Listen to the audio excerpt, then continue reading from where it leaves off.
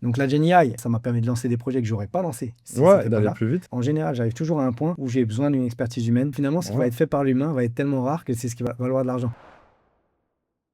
Toi, t'es là, tu te sauces dans ton truc. L'IA, elle te dit que c'est toi qui as raison, t'es trop intelligent parce qu'elle-même, elle a pas compris, alors que ça se trouve, c'est l'IA qui avait raison, tu Ouais. vois. Et après, le marché il te dit non. Voilà, et le marché te dit, vas-y, bouge de là, va voir ailleurs si j'y suis. Et c'est pour ça que c'est important l'accompagnement.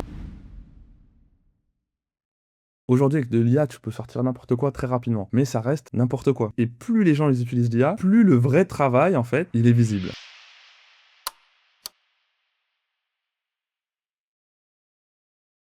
Monsieur Sadeh Aded Hussein, welcome sur le podcast Geoffroy. Merci d'être là. Merci de m'avoir invité. Bah, merci d'avoir accepté surtout. Et merci à Café Crème de nous accueillir encore une fois dans les studios qui sont hyper cool. Eh ben, écoute, on va commencer dans le vif du sujet. Euh, qui es-tu? D'où viens-tu? Et que fais-tu? Ben écoute, qui je suis, c'est très simple. Je m'appelle Sadé, j'ai 33 ans, je suis un ancien basketteur professionnel et je suis président de PlayerLink. On a développé une IA pour optimiser les processus de recrutement pour les clubs de basket pour commencer. On a pour objectif de s'étendre à plusieurs autres sports. D'où je viens, c'est aussi très simple. À la base, je suis d'origine somalienne. Je suis né, j'ai grandi en France. J'ai grandi à Lyon. C'est là où j'ai fait mes études. Et puis ensuite, j'étais basketteur professionnel. Et puis j'ai bourlingué un peu, excusez-moi, un peu partout en Europe, en Asie. D'accord. Et du coup, là maintenant, aujourd'hui, tu vis où? Aujourd'hui, je vis dans un petit village de 5000 habitants qui s'appelle Pécancourt. Ouais. Et comment on finit de Lyon Dans un... à Lille, du coup? Comment on finit Enfin, en là-bas région lilloise. le mariage. C'est le Ok. mariage qui m'a emmené là-bas parce que mon épouse a toute sa famille qui est là-bas. On a une maison là-bas, donc on est très bien installé. Et Ok. puis c'est une vie de campagne qui me plaît maintenant. Ouais. Bah, de toute façon, enfin, moi, je prends l'exemple de ma sœur qui vit aujourd'hui à la campagne. Quand on a pris goût à la campagne, en général, on a C'est du mal à clair. retourner C'est clair. Et en mode pourtant, moi, de stable. base, je suis quelqu'un des villes, quoi. Ouais. Quelqu'un des très grosses villes, même. J'ai habité à Jakarta, c'est je sais pas combien de millions de personnes. Et la campagne, c'était pas pour moi. S'il n'y a Mm. pas d'Uber Eats, s'il n'y a pas de. Mais c'est ce que le mariage fait aux gens, Ouais. des fois, ça change. Ouais, et puis je pense aussi le fait d'avoir des enfants, ça change Aussi, un avec peu le la famille, mindset. c'est sûr que c'est plus trop la direction artistique Ouais, d'aller en ville. clairement. Du coup, ouais, tu parlais du basket. Moi, ça m'intéresse de fou. Comment t'es arrivé déjà à partir de quel moment tu as pris goût au basket et comment tu arrives à être professionnel? Moi, par exemple, qui était très orienté foot, je sais à peu près comment dire, la ligne à suivre pour finir Ouais. footballeur professionnel, mais je sais pas du tout comment on finit basketteur professionnel. Tu Alors, la ligne à suivre pour finir basketteur professionnel, je la connais pas à titre personnel, puis vois. je peux te raconter la mienne. La mienne, c'est un peu comme tout dans ma vie, c'est un peu du hasard. À la base, je faisais du tennis. Ok. J'étais d'ailleurs très mauvais. Et puis, un jour, un peu par hasard, donc faut savoir que quand j'avais 14 15 ans, je devais faire 1m75. Et puis, en 3 ans, j'ai pris 30 cm, tu vois. Donc là, D'accord. aujourd'hui, je fais 2m8. Et donc, le basket, c'est devenu un peu une évidence. T'es grand, tu devrais l'essayer. Puis, j'ai essayé comme ça. Après, j'ai joué en départemental.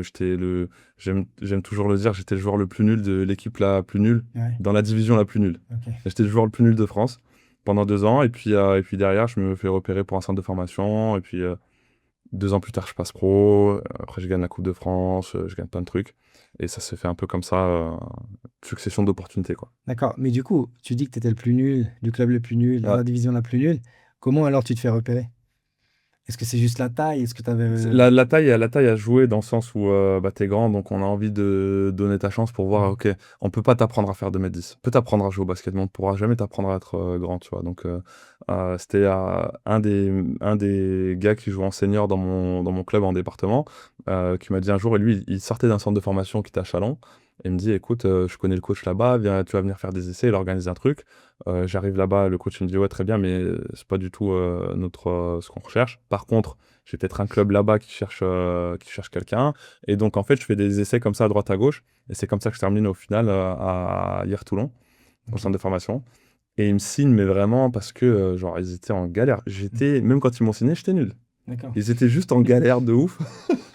Et ils se sont dit, tu sais quoi, c'est un bon gars, il a l'air d'être bien câblé, tu vois, mentalement.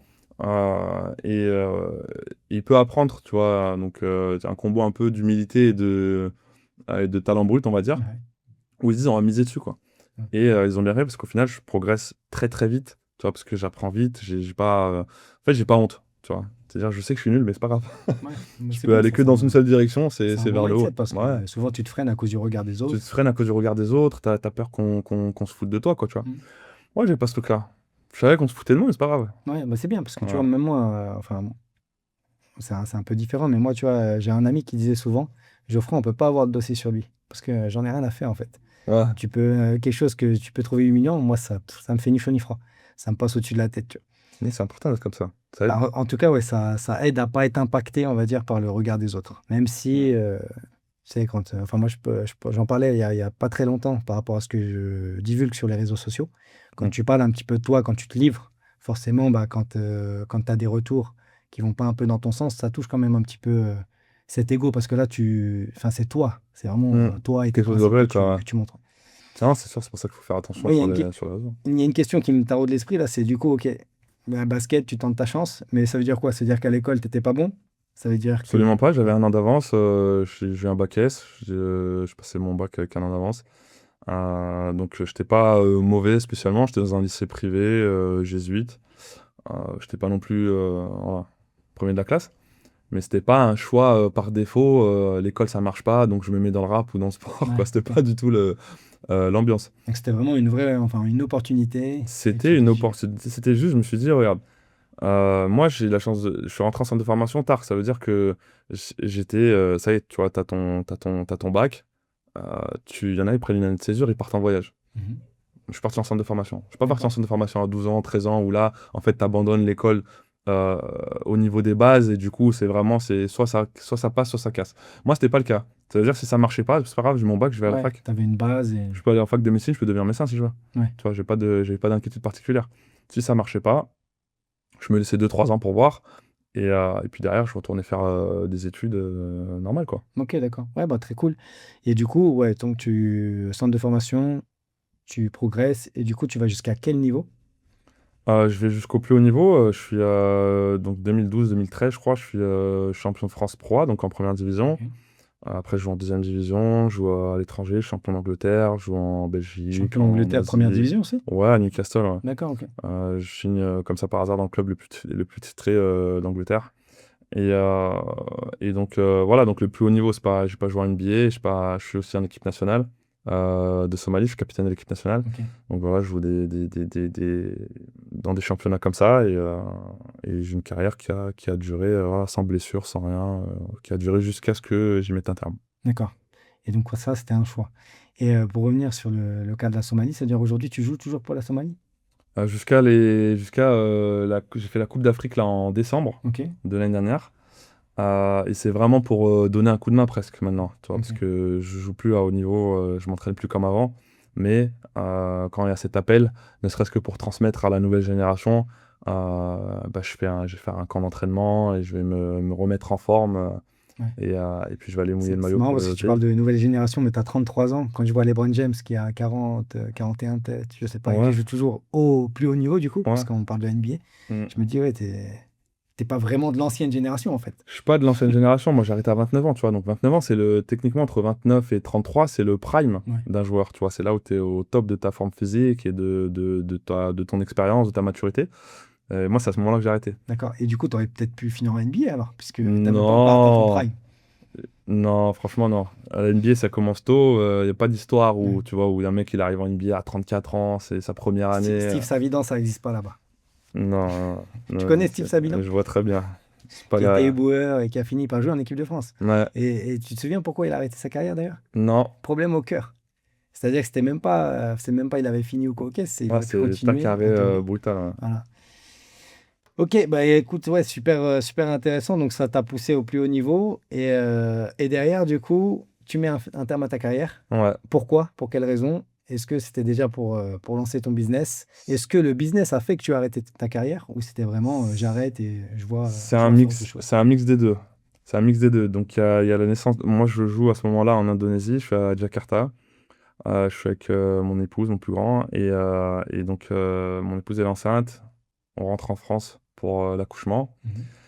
Et pile à ce moment-là, donc mon fils il est né le 3 août et on a lancé le projet le 28 août. D'accord. Et donc je lance le projet et je me dis, euh, je vais faire les choses, soit je le fais à fond, soit je le fais pas. Ouais. Mais moi, ça a toujours été ça. Tu vois, c'est comme le basket, c'était soit à fond, c'était pas basket et études en parallèle, tu vois. C'était soit basket, soit études. Donc là, c'était pareil. Et je me dis, j'y crois, c'est un beau projet. Ok, top. On arrête.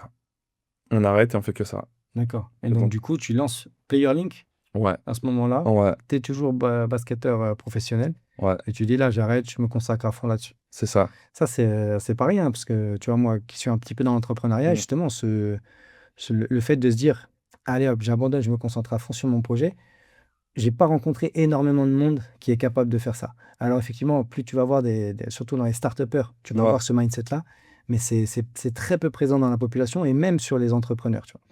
Donc, c'est quand même assez culotté, on va dire. Bah, pour relativiser un peu sur ça, la différence, c'est que moi, j'étais basketteur pro. Donc, c'est pas comme si j'avais un CDI ou un Ouais, salaire, etc. J'étais bien. Donc, je pouvais me permettre. Je pas non plus risquer un truc de fou, tu vois. ouais. Dans le sens où Ouais, au final, tu avais un petit bagage. j'étais bien, j'étais tranquille, de quoi voir venir. C'était pas non plus en mode. Euh, j'ai, T'étais voilà. plutôt un entrepreneur en mode Elon Musk. J'ai déjà de quoi voir au cas où. Voilà, j'étais pas non plus, j'avais pas des Enfin, lui, millions c'est devant pas au moi, cas hein. où, lui, c'est. Ouais. C'était pas du tout le truc. Mais pour dire que c'était pas non plus comme ceux qui ont un métier, qui ont une carrière et qui se disent, ah bah là, il faut que je travaille toute la journée, je fais 8h-17h et je bosse sur mon projet la nuit, tu vois.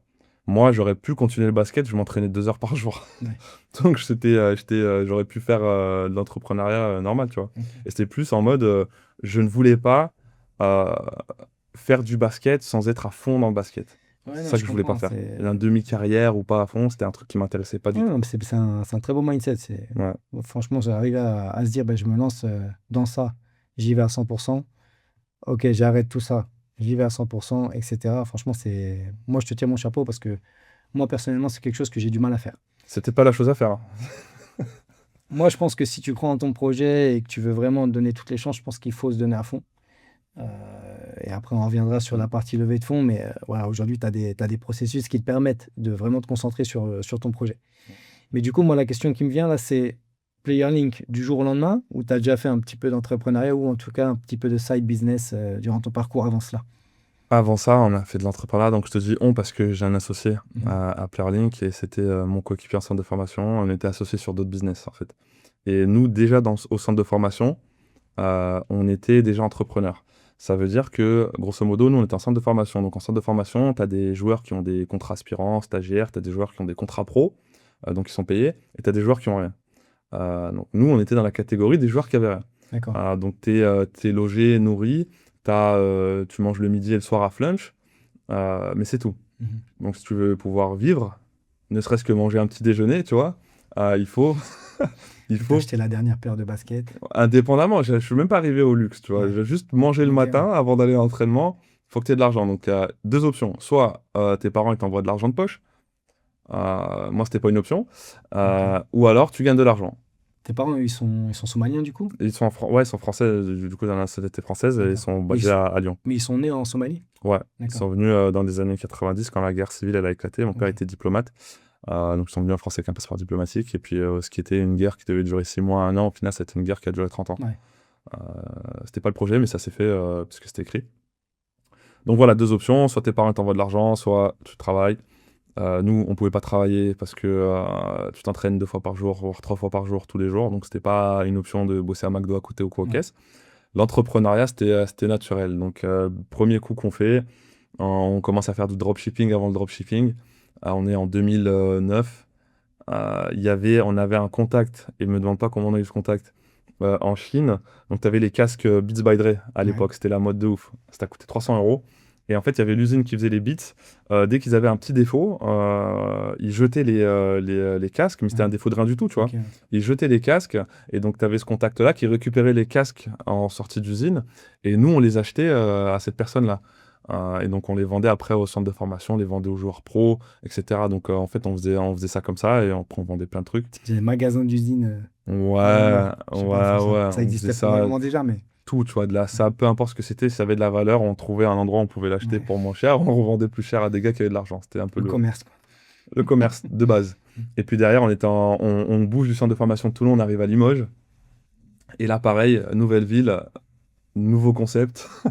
Il y avait le vestiaire des pros, il avait cette faculté à briser les téléphones. Ok. C'est-à-dire, c'était un vestiaire avec un carrelage, avec une espèce de carrelage. Quand les téléphones ils tombaient dessus, tu le retournais, il n'y avait plus d'écran. Donc, une fois, deux fois, on voit les pros, ils ont tout le temps des écrans cassés. Je vois le magasin à Limoges à l'époque, pareil, 2011, je crois, 2012. C'est 200 € la réparation pour un iPhone ou un Samsung. Et mon associé me dit, tiens, Retour, j'ai vu en ligne, tu peux les acheter en Chine pour 60 € les écrans. Il dit, viens, on regarde un tuto, savoir comment réparer l'écran, on les achète en Chine, on répare. Vas-y, ok. Un pro, il casse son téléphone, je lui dis, écoute, moi, je te le répare.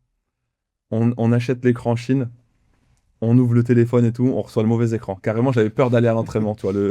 Je vais pas à l'entraînement, le joueur, il vient chez moi carrément. Il me dit, il est où mon téléphone? Je dis, bah gros, regarde ton téléphone, il est là, il était éventré, le truc et tout. Je lui dis, on a reçu le mauvais écran, mais t'inquiète et tout, on va recommander, on va te le réparer. Donc on reçoit le bon écran, on lui répare, il est content, il nous paye. Et puis derrière, comme ça, on répare les téléphones, on appelle ça Phone Resurrection. Ouais. Et Ok. on fait ça pareil pendant un an. Après, moi, même pas pendant un an, on fait ça pendant 6 mois. Moi, je passe pro à ce moment-là. D'accord. Donc je commence enfin à gagner de l'argent. Donc du coup, je fais plus ça. Et là, Puis, du coup, focus basket focus basket. ou en Et parallèle, pas du non, tout. en parallèle, pareil. En parallèle, j'ai fait trop de trucs. Ok. J'ai fait trop de trucs tous les ans, tous les 2 ans. J'avais une boîte. Il y en a énormément qui se sont viandés. Ouais. Il y en a une qui a marché que j'ai revendue au Ticket. Et c'est encore une fois sur celle-là où je m'associe cette fois-ci avec un coéquipier américain. Donc la boîte elle est à Los Angeles. Ok. Et mon associé d'aujourd'hui devient mon directeur en France. Et pareil, ça fonctionne bien, ça tourne bien. Et c'est en fait, PlayerLink, c'est arrivé d'une problématique qu'on avait vue avec cette Sur boîte-là cette au boîte-là. Ticket. Ouais. Et celle-là, du coup, tu l'as revendue. Ouais, Et du coup, ton asso, enfin, Shourib, c'est ça? ouais, Swab. Sweb.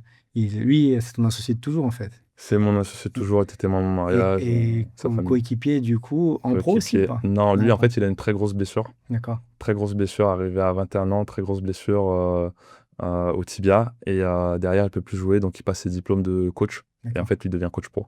Ok. Voilà. Bon, ça va, ils sont. Ouais, Ils ont toujours dans trouvé. le Et là, milieu. aujourd'hui, du coup, Bah lui, en il est fait, coach? il a quitté il était coach, directeur de centre de formation à Nice, Ouais. et il quitte son CDI pour venir s'installer dans le Nord pour justement PlayerLink. Pour PlayerLink. Ouais, C'est beau.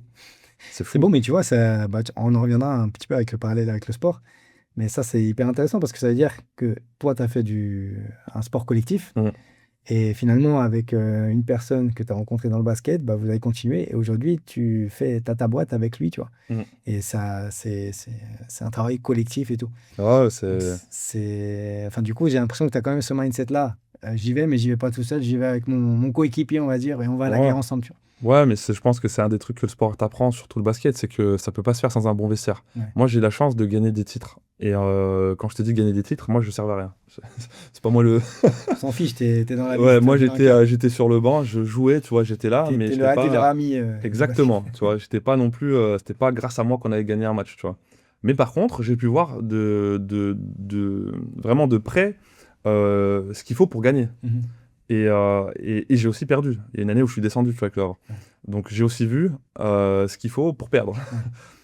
Et l'une des clés, en fait, c'est vraiment d'avoir un vestiaire solide où surtout chacun connaît son rôle et chacun est à fond dans son rôle, tu vois. Et ça marche. Et dans l'entrepreneuriat, c'est pareil. Si tu as une boîte où tes collaborateurs ils sont pas à l'aise avec leur rôle ou sont pas à fond dans leur rôle, bah en fait, ça marchera jamais. Ouais. Et dans le sport, c'est pareil. Une phrase au basket, c'est ton équipe, elle est aussi bonne que le pire joueur. Et si le pire joueur, il est pas à fond dans son rôle, tu vas nulle part, tu Ouais, vois. ça revient à la pomme pourrie dans le panier. Exactement. Exactement. Donc, du coup, ouais, j'arrête le basket, PlayerLink. Et concrètement, c'est quoi PlayerLink? PlayerLink, c'est simple, c'est une IA qu'on a développée qui permet de trouver le bon joueur pour la bonne offre. En fait, on a près de 250 points de données par joueur qui nous permettent de voir en fait sa compatibilité avec d'autres joueurs, qui nous permettent de projeter son rendement dans un certain collectif, Mhm. mais aussi dans une certaine ligue. Parce qu'aujourd'hui, c'est pareil dans le football, c'est pas parce que tu as certaines stats en Italie que si tu viens en France, tu vas faire la même chose. Et donc, nous, on est capable de projeter en fonction des ligues, ce qu'on appelle la cross-league translation. Ok. On est capable de voir, OK, qu'est-ce qu'un joueur va donner dans un certain contexte. Et ça permet pour les clubs de dérisquer l'investissement, parce qu'aujourd'hui, les clubs se limitent. Et cette problématique-là, c'est la même dans le foot, hein. Ouais. Les C'est clubs, ils même vont partout, en vrai. partout. Mm. Les clubs, ils vont se limiter dans la recherche du joueur, parce que je ne sais pas ce que va donner ce championnat, parce que je ne connais pas ce championnat, donc je bosse qu'avec des agents que je connais, et avec des réseaux que je connais, et donc, de facto, je me limite dans mon recrutement et donc dans ma compétitivité. Et là, nous, en fait, on permet au club justement d'inverser le processus de recrutement. Tu n'as plus besoin de passer par un agent pour avoir le début du joueur que tu veux. Tu peux juste dire à notre IA, voilà exactement le profil que je recherche Mhm. ou le type de profil que je recherche. Et nous, on trouve le bon joueur qui correspond. Et une fois que tu as le joueur, là, tu vas pouvoir contacter l'agent. Ok, ouais. Et donc là, ça permet en fait de t'affranchir des frontières géographiques. Mais parce que du coup, en règle générale, un transfert, ça se passe comment? C'est le joueur, il veut changer, il dit à son agent, trouve-moi un nouveau club. Moi, je voyais plutôt ça en mode, le club, il va se dire, tiens, j'ai besoin de rajouter une petite pierre à mon édifice, on va dire, Ouais. et je vais chercher le joueur qui va, comment dire, combler la faille ou pas d'ailleurs, celui qui me manque dans l'équipe, ou celui pour lequel j'estime qu'il va apporter une plus-value, tu vois. Bah, je vais te prendre l'exemple, on va dire normal, entre guillemets, celui qui est le plus banal. Fin de saison, nouvel effectif. D'accord. Tu as un club, fin de saison, il y a des joueurs qui partent, il y a des joueurs qui restent, il faut que tu trouves des joueurs. Ok. Il y a deux angles. Il y a l'angle du club. Le club va se dire, ok, moi, de manière générale, j'ai perdu un joueur, je veux le remplacer. Donc, je veux un joueur comme un tel. Ou je veux changer complètement, j'ai un nouveau coach qui vient avec son style de jeu, donc je veux des joueurs complètement différents. Donc, je cherche un joueur. Pour chercher un joueur, qu'est-ce que je fais? J'ai un réseau d'agents, j'appelle les agents, je dis, écoutez, moi, je cherche un joueur pour remplacer un tel. Ouais, ok. Un agent, c'est quoi? C'est un mec, tu veux acheter une chaise, il va te vendre une table et il va te persuader que tu peux t'asseoir dessus. Techniquement, il a raison, mais c'est pas ce que tu voulais. Et ben, c'est pareil. Donc, tu vas te retrouver avec des joueurs qui correspondent pas, etc., etc. Tu vas commencer à paniquer et tu vas prendre le premier venu. Côté joueur, tu viens de finir ta saison, le club te garde pas ou tu veux pas rester dans ton club. Et donc, tu as un agent qui est en charge de te trouver des contrats. Et donc, au final, tu vas dire à ton agent ce que tu veux. Ton agent s'en fout parce qu'il va te donner ce qu'il a. Donc c'est bien de savoir, voilà, je sais que tu veux jouer, je sais pas où. Très bien, voilà les contrats que j'ai.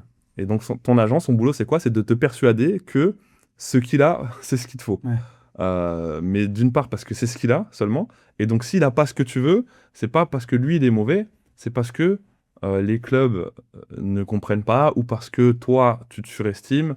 Mais c'est jamais de la faute de l'agent. D'accord, ouais. Donc voilà un peu comment ça se passe le recrutement. Et du coup, PlayerLink, il vient donc à la fois en mode je suis club, je cherche le bon joueur qui va correspondre à Ouais. mon effectif. Et tu pourrais dire aussi, je suis agent, quel est le club ou quel est le joueur qui correspond à. Enfin, il y a un club qui me contacte pour un joueur, enfin Mhm. pour voir si j'ai un joueur disponible. Donc lui, il pourrait très bien se dire, bah tiens, je regarde quel est le joueur qui correspond le mieux, est-ce que je suis agent de cette personne ou pas. Et inversement, le joueur, il pourrait se dire, bah tiens, regarde, Mister mon agent, je corresponds à tel club, essaye de me trouver une place là-bas. Ouais, on a les deux cas. Je suis très transparent avec toi, on a les deux cas. On a d'un côté le club qui va nous dire, écoutez, je sais déjà le joueur que je veux parce qu'on m'a envoyé un joueur. Je veux juste voir si c'est vraiment le joueur qu'il me faut. Et donc on va lui dire, écoute, ton joueur, il va donner ça. Dans l'effectif que tu veux faire, voilà ce qu'il va donner. Et on a 88%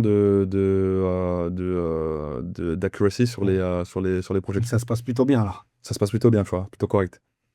Ok, il y a un autre truc où, bah en fait, je trouve pas le joueur qu'il me faut et il me faudrait un joueur qui joue comme ci, comme ça. Ok, super, on va trouver des profils, on va leur montrer et voilà, débrouillez-vous. Pour les agents, j'ai reçu une offre de telle université. Est-ce que mon joueur, qu'est-ce qu'il va donner là-bas, quoi? Mhm. Donc c'est ce qu'on a commencé à faire avec certains agents. C'est comme ça qu'on a pu passer des joueurs parce que pour nous c'était cool parce qu'au final on pouvait parler à des équipes qu'on connaissait pas nécessairement. Un agent qui nous contacte, son joueur il a une offre pour Oklahoma. Du coup, on fait les rapports de compatibilité. Et en fait, lui, il s'en sert comme levier de négociation. Mais du coup, nous, ça nous sert aussi de lead magnet parce que l'équipe, du coup, elle entend parler de PlayerLink, quoi. Ouais. Et l'agent aussi, ça le met dans une position, le joueur, en vrai, parce qu'in fine, c'est pour le joueur, ça le met dans une position de négociation qui est plus confortable parce qu'au final, tu sais vraiment, les clubs, ils ont des outils qui sont vraiment très avancés et qu'un agent, il a peut-être pas nécessairement les moyens de payer.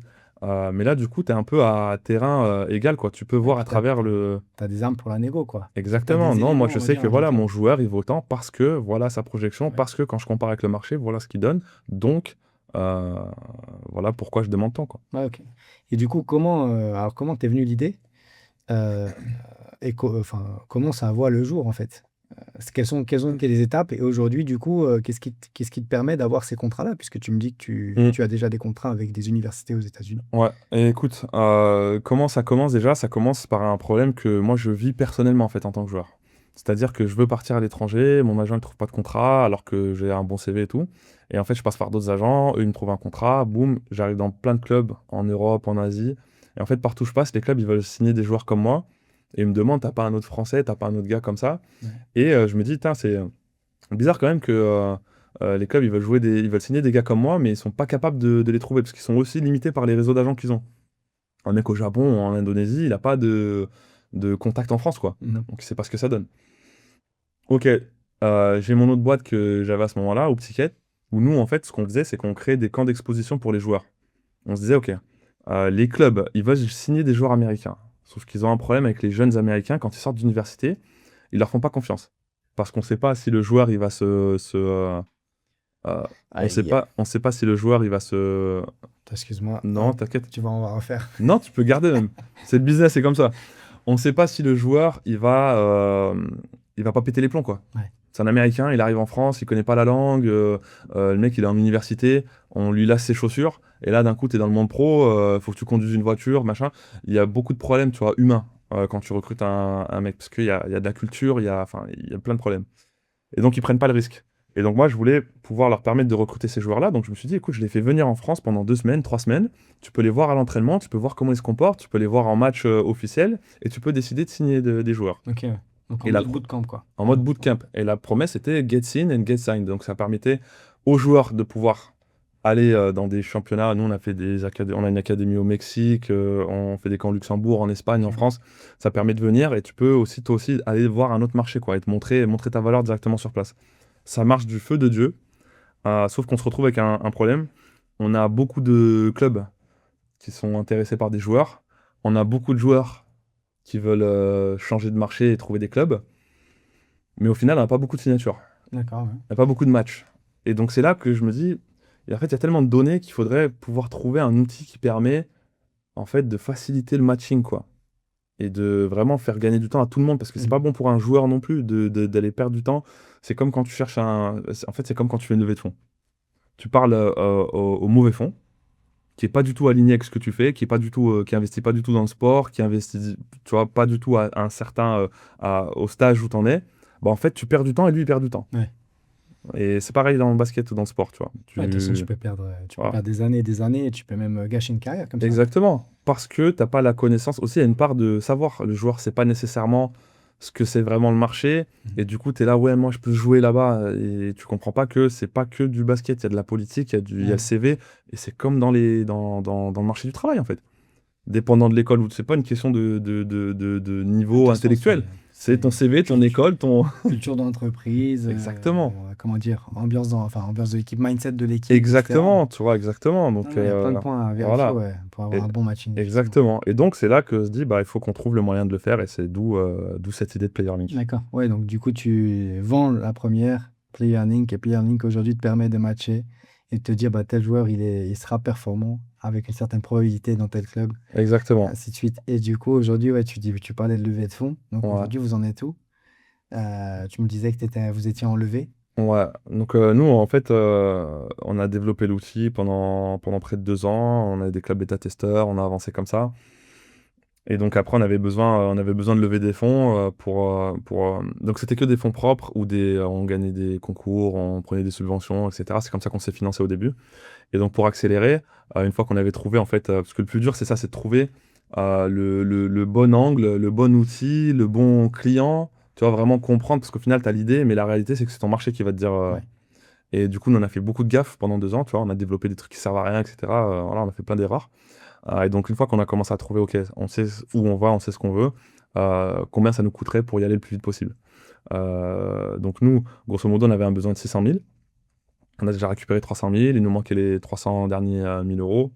On a eu des investisseurs aussi et des joueurs sur des petits tickets, parce qu'en fait, on s'est rendu compte en levant des fonds auprès des fonds institutionnels que la première question qu'ils avaient, c'était pourquoi il n'y a pas Tony Parker au capital? sûr. Pourquoi il n'y a pas quelqu'un du basket qui a mis de l'oseille, tout simplement. Donc moi, à mon grand dame, je pensais que j'étais la caution. Je pensais que j'étais le basketteur du truc. Non. Et donc voilà, puis on s'est dit, ouais, c'est vrai que c'est une forme de validation en fait de ton marché. Si des gens qui sont dans ton marché, ils se disent, bah tu sais quoi, j'y crois à ce projet-là au point de mettre peu importe la somme, tu vois, que ce soit 5 000, 10 000, 20 000, je suis prêt à mettre de l'argent dessus parce que je pense qu'ils répondent à un vrai problème. C'est une forme de validation. Ouais. Donc on s'est dit, bah écoute, on va aller voir des joueurs. Et donc on en a parlé à certains joueurs. Et automatiquement, c'était, ouais, carrément, j'y crois vraiment. Je pense vraiment, il y a un vrai besoin. Même est-ce que vous pouvez pas nous donner l'outil à nous, les joueurs, pour qu'on Ouais. s'en serve, pour nous projeter qu'est-ce qu'on peut faire et donc se donner des objectifs, tu vois, avoir une espèce de dashboard de l'année prochaine, je veux être là. Donc voilà où je suis et comment je peux un peu gérer ma saison pour essayer d'arriver à mes Mhm. objectifs. Et donc voilà, c'est comme ça qu'on convainc des joueurs. Là, on est en train de finaliser avec un fonds au Qatar. D'accord. On a déjà l'aide d'intention, du diligence. Normalement, ça devrait être bouclé pour D'accord. la fin de l'été. Du coup, sur tout le reste, les 300 000 ou... Ouais, Ouais. voire un peu plus. Ok, d'accord. Ouais. Ah, c'est cool, du coup, tu vas pouvoir aller passer une étape, on va dire. Bah, il y a une grosse étape, c'est Et qu'on d'ailleurs, va faire Soccer c'est Link quoi aussi au les... foot. Donc, D'accord, ok. ouais, qui est déjà en cours. On a un POC avec un club de foot professionnel, je ne peux pas divulguer. Ouais. Mais on a déjà fait les premières étapes. Donc, c'est aussi ça qui fait que ce fonds-là voudrait accélérer aussi les deux parties en même temps, quoi. Ouais, parce que de toute façon, ouais, ça, tu as juste à le calquer sur les différents sports. Et Ouais. tout à l'heure, on parlait du marché du travail, mais même sur le marché du travail. Bah, sur le Je- marché du travail, on a Talent Link qui arrive aussi. Ouais. En fait, cette problématique de recrutement, nous, le basket, c'est une porte d'entrée parce que c'est le réseau que j'ai. Ouais. Mais la problématique de club et d'agent, c'est la même dans d'autres sports. Et la problématique de métier qualifié, boîte d'intérim, grand groupe, c'est la même dans le monde du travail, en Ouais, bah, fait. de toute façon, Si tu as la bonne donnée, tu as le bon outil, tu peux faciliter, donc c'est l'objectif. exactement. Et moi-même, j'ai mon petit outil de matching Ouais, qui me facilite grandement la tâche quand j'ai un besoin qui tombe. Bah, je trouve assez rapidement, on va dire, le profil qualifié pour le ouais, besoin. Et après, bah, tu passes dans les étapes de recrutement, donc qualification, mindset, etc. voilà. Mais ouais, non, c'est un vrai sujet et tu peux vraiment toucher un petit peu tout. Ouais. Ouais, Donc, ouais, donc le football, ça, je savais pas, tu vois. Donc, ouais. ça, c'est top. Soccer Link, ouais. Soccer Link. Ouais, ouais, Donc, ouais. ça, c'est le nom de la C'est solution? le nom de la solution Ok. au foot. On en est au début, hein. Mais en fait, nos investisseurs à la base, ils sont du milieu du foot et donc eux, le premier truc, ça a été, mais pourquoi on fait pas ça au football? Et donc nous, on Ouais, a dit, bah c'est le but. ouais. Et sauf que voilà, c'est les Qataris, donc faut que ça aille vite. Donc si c'est le but, on y va, let's go. Et donc voilà, c'est en cours. Ouais. En tout cas, on en est au début, donc c'est un marché qui est différent. Il y a beaucoup de politique, donc je pense que l'angle il sera un peu différent. Mais en tout cas, la problématique, elle est la même. Et l'entrepreneuriat, c'est un truc, ça te permet, c'est avec toute humilité, de dire que tu as une idée. C'est probablement une mauvaise idée, mais si tu es assez au contact du marché, tu vas pouvoir trouver le bon truc, quoi. Ouais. Et du coup, bah, d'un point de vue technique, donc c'est bien, ça fait le matching. À l'heure de la Gen AI, Mm. on l'utilise pour à peu près faire tout. Toi, aujourd'hui, on est d'accord, c'est des modèles d'IA plutôt prédictifs, donc d'IA classique. Ouais. On est d'accord. Et sur toutes Ouais. vos solutions, ou vous intégrez aussi un petit peu de Gen AI? On intègre de la GenAI, c'est plus pour transformer la requête des coachs Mhm. et pour leur présenter aussi la réponse. D'accord, ouais. Ouais, donc c'est vraiment C'est plus ça, ouais. c'est vraiment, bah, au final, ça reste de la génération de contenu dans tous Ouais, les cas. ouais, C'est ouais, que tu ouais. prends sa requête, tu la remets en forme, tu récupères les éléments, Exactement. et derrière, tu Ouais, fais le matching et tu lui ouais. fais la sortie en mode beau gosse. Voilà. Tiens, voilà, t'as un truc joli à présenter. Exactement, ouais. Ok, Exactement. mais ça, c'est bien. Enfin, j'aime bien ces use cases-là parce que ça montre à quel point, bah, mine de rien, l'IA générative, enfin, l'IA prédictive, on va dire, Mm. c'est vraiment aujourd'hui ce qui apporte la vraie plus-value business et la Gen AI qui est plutôt aujourd'hui une augmentation de.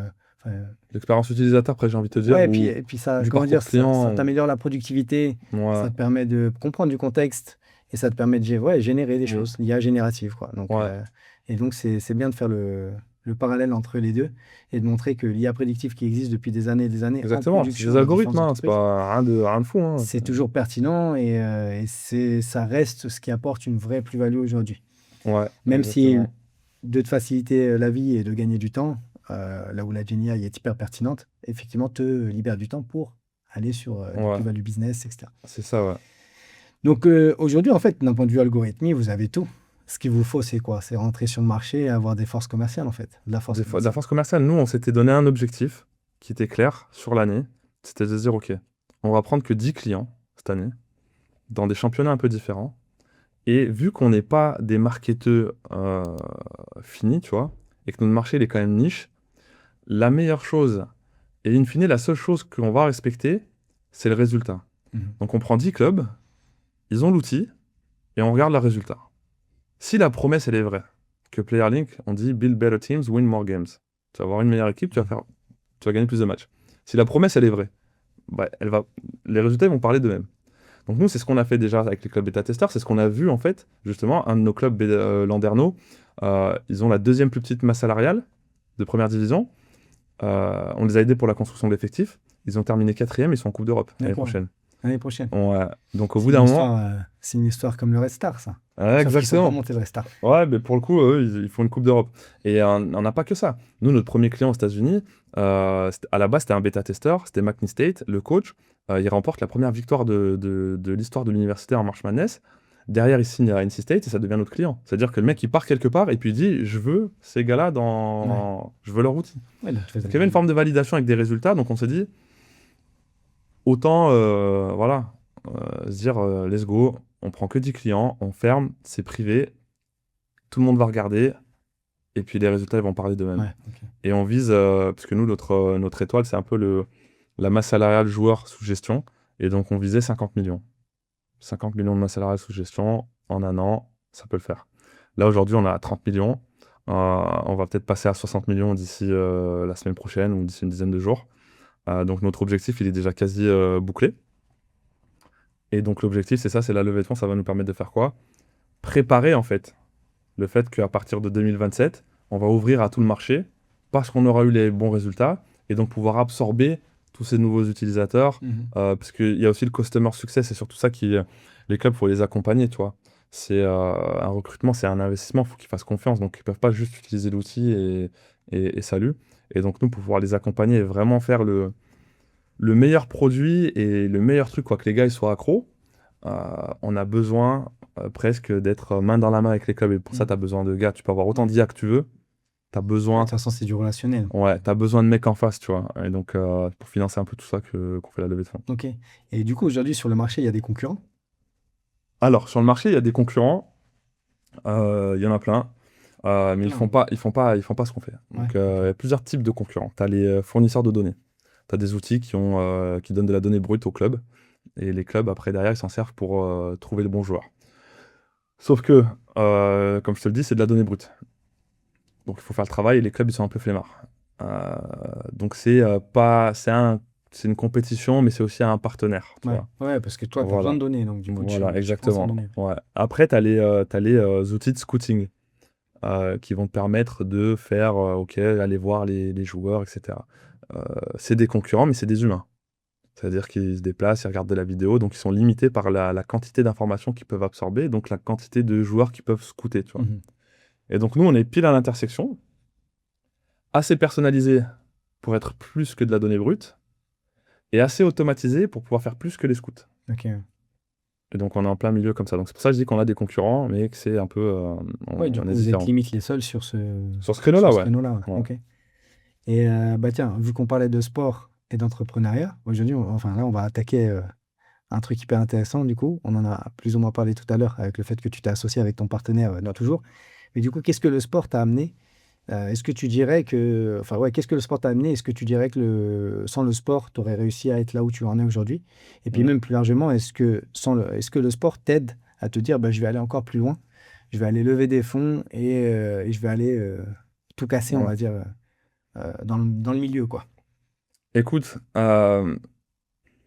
tu vois, on me demande beaucoup d'intervenir dans des séminaires d'entreprise, dans des trucs comme ça, pour justement parler le sport de haut niveau, qu'est-ce que ça m'apporte, l'entrepreneuriat, tu parles à des chefs d'entreprise, forcément tu fais du sport de haut niveau, t'es bulletproof mentalement, etc. Et c'est que en faisant de l'entrepreneuriat et en étant dans l'entrepreneuriat, on va dire, de haut vol avec des gars qui ont fait des grandes choses, où tu te rends compte qu'en fait, c'est peut-être les entrepreneurs qu'il faudrait envoyer dans les clubs. Mais tu veux rigoler, mais dernièrement, je discutais avec un grand entrepreneur, enfin en tout cas, il a fait pas mal de boîtes Ouais, et il fait plusieurs millions de chiffres d'affaires. Et il me disait, je lui disais, viens, on va jouer au paddle. ouais. Et il me dit, ouais, j'ai pas le temps. Et dans ma tête, je me suis dit, mais c'est ouf parce que pour moi, le sport, c'est même pas juste sur mon temps libre, c'est que ça devrait être mandatory. C'est-à-dire C'est comme manger ou dormir. doit faire Ouais. du sport, tu vois. Parce que, alors, hormis l'aspect conditions physiques, bonne santé, etc. C'est que pour moi, tu pratiques ce que tu pratiques dans l'entrepreneuriat. C'est la résilience, La discipline. aller jusqu'au bout des choses, Ouais. etc. Donc, En fait, c'est comme tu viens de le dire. Les valeurs, elles sont partagées. Et elles sont les mêmes. Donc moi, c'est pas tant le sport, on va dire, oui, le sport m'a aidé dans le sens où j'étais pas surpris en arrivant dans l'entrepreneuriat. Mais un entrepreneur ne sera pas surpris en arrivant dans un vestiaire, quoi. Parce que les valeurs, en fait, c'est les mêmes. Euh, le fait d'être discipliné, c'est obligatoire. ouais. T'as pas de discipline, que t'es comme ça, tu voles comme une plume en l'air, tu vas nulle part. Dans le sport, c'est pareil. Tu vas juste aller à un certain... Tu vas arriver à un certain niveau, mais tu n'iras pas plus loin. Ouais. Donc, tu as la discipline. Tu as le fait de faire des efforts sans en voir le résultat de manière instantanée. Ça veut dire que tu fais du basket, tu t'entraînes comme un fou furieux, et peut-être que tu vas devoir t'entraîner sans jouer ou en étant sur un banc pendant 3 ans, 4 ans, 5 ans avant de commencer à avoir un début de résultat. Ou même pas de résultat. Ou pas de résultat du tout. Entrepreneuriat, pareil. Tu es là, tu charbonnes, tu sais pas si ça va payer. C'est sûr que ça va pas payer demain, mais tu sais même pas si ça va payer un jour. Ouais. Donc il y a ce truc-là d'avoir confiance et de se focaliser sur les causes et sur ce que tu peux contrôler et pas sur le reste. Donc tu vois, c'est plein de valeurs comme ça que tu retrouves dans l'entrepreneuriat. J'en ai plein d'autres, tu vois. Le fait de pouvoir de se concentrer sur ce que tu peux contrôler. Ça, c'est un truc qui est... Au basket, c'est obligatoire. Ouais. Tu peux pas contrôler ton temps de jeu. Tu peux pas contrôler ce que ton coéquipier fait. Tu peux pas contrôler ce que ton coach il demande. La seule chose que tu peux contrôler, c'est une fois que tu es sur le terrain, et ton entraînement, bien évidemment, qu'est-ce que tu fais? Tu vois? Et on te dit, concentre-toi sur ce que tu peux contrôler. Parce que si tu te concentres sur des choses que tu peux pas contrôler, tout ce qui va en découler, c'est de la frustration. Entrepreneuriat, pareil. Tu es là, tu fais ton truc, le client, est-ce qu'il va m'appeler? Est-ce qu'un tel, la concurrence, machin, bidule, truc. Non, tu te concentres sur ce que toi, tu peux faire. Et le résultat, en fait, in fine, il t'appartient pas. Toi, tu mets en place certaines choses, Tu fais les causes. tu fais les causes, et derrière, de toute manière, le résultat sera celui. Il faut juste s'adapter. Ça veut dire qu'il ne faut pas être non plus bête, et je fais les mêmes causes, et j'espère que le résultat va être différent. Tu vois. Ça, c'est pareil, c'est l'entrepreneuriat. C'est tu L'entrepreneuriat. fais, t'apprends. Tu fais, tu te rates, t'apprends, Toi-même, tu t'as dit, cherches. et t'as fait plusieurs boîtes qui se sont cassées la tronche. Mais même avec Clearlink. Ouais. Je vais te donner un exemple concret d'un truc débile que j'ai fait avec Clearlink. On développe l'outil au début, on investit et tout, et on se dit, je vais faire une IA, façon chat GPT, le coach il va se poser devant l'écran, il va écrire je cherche un joueur qui fait ceci, qui fait cela, nanani, nanana, et derrière on va lui donner le résultat, c'est de la bombe. Et d'où le fait de se faire accompagner, tu vois. Donc super, par les bonnes personnes. Donc tout le monde autour de moi, ouais c'est génial et tout, nanani, nanana. On développe. C'est-à-dire au lieu de demander à des gens dans le milieu ou de faire des premiers POC ou co-caisse, on fonce, on développe. C'est bon, c'est la bonne idée. On y Ouais, va. de la Pas base. besoin de POC, pas besoin de Là, trouver la pourquoi valeur. faire? On sait mieux que les autres. On développe le truc, on arrive, on donne au coach. Les gars, ils viennent devant l'écran et tout. Et on filme en plus, nous, tu vois. Donc, c'est un lien spécial, tu vois. Le gars, on le filme, on sait, on l'entend parler et tout. Donc, on le voit pendant qu'il l'utilise. Impossible d'utiliser le truc. Pour quelle C'est raison? pour une raison très simple. C'est que le coach, il sait même pas ce qu'il veut. C'est-à-dire, il écrit quoi? Il dit, D'accord. je veux un meneur. Ouais. Total, t'as une IA qui analyse 250 points de données sur une base de données, 400 000 joueurs, 20 ans de données, et tu me dis, je veux un meneur. Ouais. De toute façon, après, on en revient à la même chose, à toujours la même chose. C'est qu'est-ce que tu lui donnes en entrée. La GNIA, il est très sensible à ce que tu lui donnes en Exactement, entrée. exactement. Mais moi, je me suis même pas dit que le coach, il sait pas ce qu'il veut. Ouais. Mais juste, c'est un coach. Il sait très bien ce qu'il veut. Qui mieux que lui pour savoir Mm. ce qu'il veut? Non. En fait, c'est comme, tu vois, c'est comme le médecin. Tu vas chez le médecin, t'as mal quelque part. Tu sais où t'as mal, toi. Mais t'es incapable de le dire, en fait. Tu dis, j'ai mal là, mais le médecin, il sait pas, c'est quoi? C'est ton cœur, c'est ton poumon, c'est Ouais. tes côtes, c'est du muscle. Je sais pas. Et c'est les questions du médecin qui vont l'amener au diagnostic. Donc je pouvais pas mettre un écran blanc comme ça et dis-moi juste ce que tu veux. Fallait qu'on l'accompagne, tu vois. Qu'est-ce que tu recherches? Pourquoi? Comment? Quoi qu'est-ce? Tiens, regarde ce joueur-là. Est-ce que ça te plaît? Pourquoi ça te plaît pas? Et c'est que comme ça que tu peux arriver à lui soutirer, à lui tirer les verres du nez, quoi. Mm. Donc très mauvaise idée. Et il m'aurait juste, si j'avais juste réfléchi, si j'avais juste posé la question à mon marché, bah ça m'aurait évité. Ouais. Tu vois, comment tu recrutes? Bah oui, moi, je dis pas juste à mon agent ce que je veux, c'est mon agent aussi qui me pose les bonnes questions, tu vois. Ok, laisse-moi t'accompagner dans un processus de recrutement, mets-moi dans le groupe, laisse-moi voir comment t'agis. Si j'avais fait ce travail-là de contacter mon marché, bah, j'aurais économisé du temps et beaucoup d'argent. Tu vois. Après, tu as toujours le truc. Et après, j'ai envie de dire aussi, c'est une forme d'acculturation et de formation en amont. Bah Peut-être oui. qu'à un moment donné. Ouais, moi surtout quand j'ai lancé, tu vois, je m'étais lancé 4-5 ans, donc il y avait pas c'était pas encore comme aujourd'hui, tu vois. Ouais. Les gens ne savaient pas prompter, ils n'avaient pas l'habitude.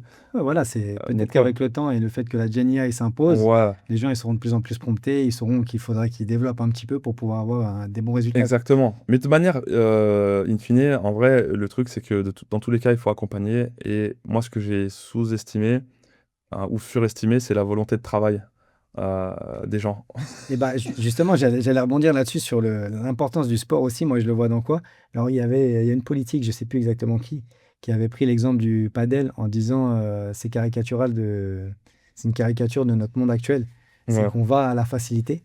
Et moi, justement, j'avais répondu sur un post en disant, moi, pour moi, c'est pas ça le vrai sujet. C'est qu'on a un problème avec la compétence. On veut l'avoir tout de suite sans faire les efforts pour l'avoir, tu vois. Et on nous habitue en fait à ça. ouais. Et la GenAI, d'ailleurs, a ce défaut-là. C'est de se dire, bah tiens, hop, tu vas être un expert avec la GenAI, tu vas pouvoir faire des trucs de fou, magiques et tout. Et je trouve que c'est une problématique et où le sport va te remettre les pendules à l'heure. Et tu te dis, Mm, non, mec, si tu veux être un top player, même du padel, parce que mm, les gens disent c'est facile et tout. Oui, ouais, effectivement, c'est très accessible pour un certain niveau. Mais si tu veux être un top player, non, il faut que tu fasses des efforts, que tu charbonnes, quoi. Et ça, on l'oublie.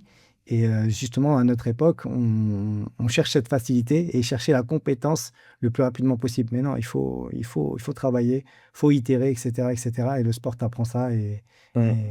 et voilà. Non, Et je c'est trouve que vrai. ça, c'est une vraie compétence pour un entrepreneur. C'est-à-dire, j'itère, je bosse, je travaille, etc., etc. La semaine des 4 heures pour reprendre le livre. Ouais.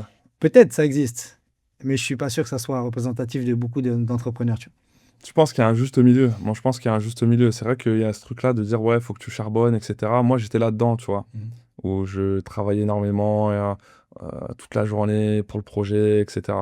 Mais je pense qu'il y a un juste milieu. Je pense qu'il y a un juste milieu, chaque chose en son temps, tu vois. Tu as un temps de famille, tu as un temps pour toi, tu as un temps pour le sport, tu as un temps pour te nourrir et tu as un temps pour travailler, tu vois. Mhm. Et c'est plus qu'est-ce que tu vas faire pendant ce temps de travail et comment tu vas être efficace et à quel point tu vas déléguer les tâches qui sont pas à haute valeur ajoutée et à quel point tu vas pouvoir rentabiliser en fait le temps de travail que tu as. Mhm. Pour revenir sur le truc du sport et de la compétence, euh, c'est c'est tellement... mais je veux dire, c'est dans tous les domaines aujourd'hui. On a un nivellement vers le bas, tu vois, où genre vraiment c'est tout est plus moche, tout est plus, même dans le design, tu vois, genre Mhm. vraiment tout est, il n'y a plus rien, tout est va vite, c'est tout, tout se ressemble, T'aimes pas les maisons aseptisées, il n'y a pas de mur carré, et tout le tout. blanche, tu vois, je veux dire, bah, il n'y a plus d'effort qui est fait parce Ouais. que voilà, c'est au plus vite, au travail de chinois, tu Mais vois, ou est-ce que qui c'est coûte pas le ce moins que les cher qui est le gens plus aiment rapide. finalement? C'est pas ce que les gens aiment, je veux dire, ce que les gens aiment, c'est pas nécessairement le Matrix Ouais. dans la vie qu'il faut avoir, tu vois, au contraire, tu vois, faut te poser la question, est-ce que c'est bien ou pas bien surtout, Mhm. parce qu'on n'aime pas nécessairement ce qui est bon pour nous. Et donc, moi, je le vois dans tout. Il faut aller plus vite. Et il y a une pression, du coup, générale où il faut que tout aille plus vite. Et donc, tout est bâclé, tu vois. Mhm. Et l'entrepreneuriat, c'est un truc là de te remettre les pieds sur terre. C'est que si tu bâcles, tu vas pas aller loin. Ouais, ouais. Et que t'as pas d'autre choix. Tu vois, une rose, faut qu'elle pousse. Tu vois, faut l'arroser, faut qu'elle pousse, faut prendre le temps. Sinon, tu mets une rose en plastique, mais ce sera jamais une Mhm. rose. Ou tu mets un emoji rose. T'as appuyé une fois, il y a un emoji rose. Mais c'est pas une vraie rose. Il n'y a Mhm. pas la senteur, il y a pas le visuel, etc. Donc si tu veux des vraies choses qui durent, surtout dans le temps, t'as pas d'autre choix que de vraiment faire le travail. Je te donne un exemple. Aujourd'hui, avec de l'IA, tu peux sortir n'importe quoi très rapidement. Mais ça reste n'importe quoi. Tu vois, et plus les gens ils utilisent l'IA, plus le vrai travail, en fait, il est visible. Ouais. Je te donne un exemple tout simple. Aujourd'hui, tout le monde voit les mêmes affiches. Tu vois. Les mêmes affiches avec la tête du gars, une phrase là, un truc là, le même typo. Tu vois très bien de quoi je Ouais, parle. ouais. Tu vois, je sais ce que tu as fait. Mais tu vois, mon dernier post, c'était une affiche comme ça, tu Voilà, je sais ce que tu as fait. Tu as gagné du temps, vois. tu vois, tu as gagné du temps. Maintenant, c'est bien, tu vois, parce que toi, tu as gagné du temps au final. Mais comparé à quelqu'un qui va faire le travail, ne serait-ce que d'aller sur Canva et de faire un truc un peu personnalisé, il a fait l'effort, bah automatiquement, maintenant, c'est lui que je vais voir plus rapidement. Parce que Ouais. maintenant, j'ai l'habitude de voir le post que tout le monde fait, tu vois. De toute façon, moi, c'est ce que je disais. Alors, pour la petite anecdote, je suis allé à. Ah, c'était quoi la ville? Saint-Brieuc, il n'y a pas Ouais, très longtemps, en train. Je rejoignais ma famille, mais ils venaient me récupérer. Je suis allé dans ouais. un petit café et la personne qui tient le café, c'est une artiste. Elle fait des tableaux et tout, il travaille le bois et tout, magnifique, tu vois. Et du coup, j'ai discuté un petit peu avec elle et à un moment donné, elle me dit oui, mais avec l'IA, machin, bidule. Et moi, justement, je lui ai dit quoi? Je lui ai dit, mais je pense qu'avec l'IA, votre travail à vous et aux artistes, on Ouais. va le voir de plus en plus se distinguer, du coup, puisque tout le reste sera commun. Mm. Et ça, cette plus-value-là, c'est ça qui va valoir de De l'argent, tu vois. l'argent? Donc, et je pense que celui qui va continuer et qui va. Mm. Alors, je pense qu'il va falloir quand même se démarquer, mais du coup, c'est lui qui va tirer son épingle du jeu de tout ce qui va être créé par IA, etc. C'est sûr, c'est sûr, c'est sûr. Et du Aujourd'hui, coup, c'est la rareté qui va faire les. voilà, la rareté, finalement, ce qui va Ouais. être fait par l'humain va être tellement rare que c'est ce qui va valoir de l'argent. Mais je te prends un exemple même tout bête avec moi, un projet que j'ai développé. Donc la GenAI, je vais pas te mentir, ça m'a permis de lancer des projets que j'aurais pas lancés si Ouais, c'était pas d'aller là. plus vite. Mais par contre, j'arrive toujours, en général, j'arrive toujours à un point où j'ai besoin d'une expertise humaine, un savoir. Et après, bon, après, on peut discuter sur le fait de oui, mais du coup, ça va permettre de faire bosser les seniors. Ouais, peut-être ils vont facturer plus cher, mais les juniors, qu'est-ce que t'en fais? Parce que pour arriver à ce niveau-là, etc. Bref, il y a des questionnements. Mais Mm. voilà, c'est vrai qu'avec la GenAI, au moins, ça permet de lancer plusieurs projets. Mais à un moment donné, tu as toujours besoin, actuellement en tout cas, tu as toujours besoin de l'humain à un moment donné. Ça t'emmène jusqu'à un certain point. Mm. Ça t'emmène jusqu'à un certain point. Et tu vois, par exemple, avec la BPI, ils ont un truc CapCrea où ils t'aident à te lancer, etc. Et où moi, j'étais intervenu à Go Entrepreneur. Et c'était genre l'IA, le truc miracle, tu vois. Et l'IA, elle a ce truc pernicieux. Je pense que ça t'est déjà arrivé. Si t'as lancé des projets avec de l'IA, ce que je vais te dire là, forcément, t'as dû le vivre à un moment. Tu vas lancer un truc. Tu vas dire, voilà, je veux faire ceci, je veux faire cela, il va faire le business plan et tout. Et là, tu vas voir un truc et tu vas dire non. Il va te donner une réponse et tu vas dire non, c'est pas comme ça qu'il faut faire, c'est comme ça qu'il faut faire. Et il va dire quoi? Il va dire, t'as raison. Ouais. C'est toi qui as raison. Comment j'ai fait pour pas voir ça? Mm. Bam, bam, bam, bam, bam. Et il va te saucer. Donc toi, t'es là, tu te sauces dans ton truc. L'IA, elle te dit que c'est toi qui as raison, t'es trop intelligent parce qu'elle-même, elle a pas compris. Alors que ça se trouve, c'est l'IA qui avait raison, Ouais. tu vois. Mais juste comment tu lui as dit non, t'as pas raison, directement, t'as dit c'est toi qui as raison, vas-y, let's go. Et tu vas faire tout ce machin et tu viens avec ton truc en disant ouais, c'est l'idée du sexe. T'es dans ta chambre, tu t'es monté ton truc, tu sais que c'est ça. Et après, le marché, il te dit non. Voilà, et le marché te dit bouge de là, va voir ailleurs si j'y suis. Et c'est pour ça que c'est important l'accompagnement, tu vois. Parce que du coup, les humains qui ont une expertise que l'IA n'a pas nécessairement en plus, parce que l'IA, c'est que sur de la donnée passée, tu vois. Donc, quelqu'un qui est au contact du marché, qui sait ce qui se fait, qui sait ce qui se passe, il est capable de t'apporter un truc que tu n'auras jamais Ouais, avec l'IA. Donc, l'IA, elle te permet de gagner du temps. Elle te permet peut-être de vas-y transformer ce que toi tu as en tête et de le mettre sur papier. Mais à partir du moment où tu fais que de l'IA, tu vas surtout sur un sujet que tu maîtrises pas. Ça veut dire que moi, je vais te donner un exemple. Je connais le basket. J'ai au moins ce truc-là. Tu vois, je connais le basket. Je demande à l'IA de me faire, fais-moi un entraînement de basket. Moi, je coach en baby, tu vois, genre les Mm. bébés, parce qu'il y a mon garçon qui est là, tu vois, donc j'entraîne là-bas. Je dis, fais-moi l'entraînement de cet après-midi. Elle me sort un truc, mais laisse tomber tellement, j'ai jamais vu un truc aussi mauvais, tu vois. Mm. Et donc je me dis, putain, sur un truc que je connais, il est capable de me sortir un truc, une dinguerie pareille. Je me dis, mais si je l'utilise pour Que tu un truc maîtrises que je, pas. que je, Ouais. que je connais pas, tu vois. Genre sur un choix, sur de l'immobilier, sur quelque Mm. chose que je maîtrise pas, tu vois. Où j'ai rendez-vous avec un fonds d'investissement et je pose la question, ouais, tu devrais m'aider, ceci, cela. En fait, je vais venir devant quelqu'un qui est expert de son métier et je vais lui raconter n'importe quoi. Ouais. Je me permets juste de d'éteindre ce truc-là parce que il est en train de me parler en même temps. Je vais parler d'IA et commence à me dire, je te fais un business plan. T'es trop high-tech là. J'ai pas le choix, hein. Bientôt, PlayerLine, ça sera dans les lunettes. Dans les lunettes. Là, Je vais envoyer les lunettes au coach. ça sera, du coup, maintenant, ceux qui font du scouting, ils auront ça. Ils vont analyser, enfin, ils vont regarder un match et en même temps, ils disent, ah tiens, tu vas te proposer à tel club. Tinder, ils vont matcher comme ça, ils vont dire ouais, oui, non. Ça serait ouf, ça. Tu vois un mec comme ça. Tu vois un mec comme ça, un coach, il est en train de chasser les mouches dans le bureau, mais on y arrive. C'est le problème, c'est que tu as des outils qui te facilitent, mais du coup, c'est pas pour que tu fasses plus rien. Tu vois. Mm. Normalement, c'est censé te permettre de faire voilà, de Au moins, tu monter. prends de la hauteur. Ouais. Exactement.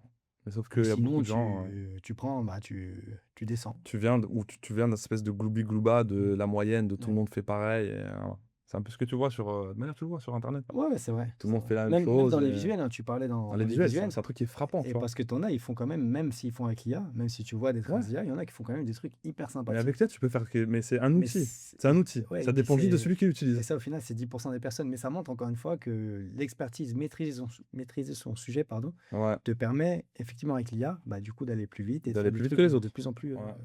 pertinentes Mm. et intéressantes. Bah écoute, Sadé, moi je te propose qu'on arrête là-dessus. Yes.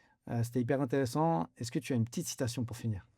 Une citation pour finir. Ouais, je sais pas les qui, mais tu peux juger la valeur d'un homme à la gratitude ou à l'ingratitude. Tu vois. Et c'est un truc qui est vraiment réel parce que tu verras beaucoup de gens qui se sont fait tout seuls, qui doivent rien à personne. Moi, ça n'a pas été mon cas.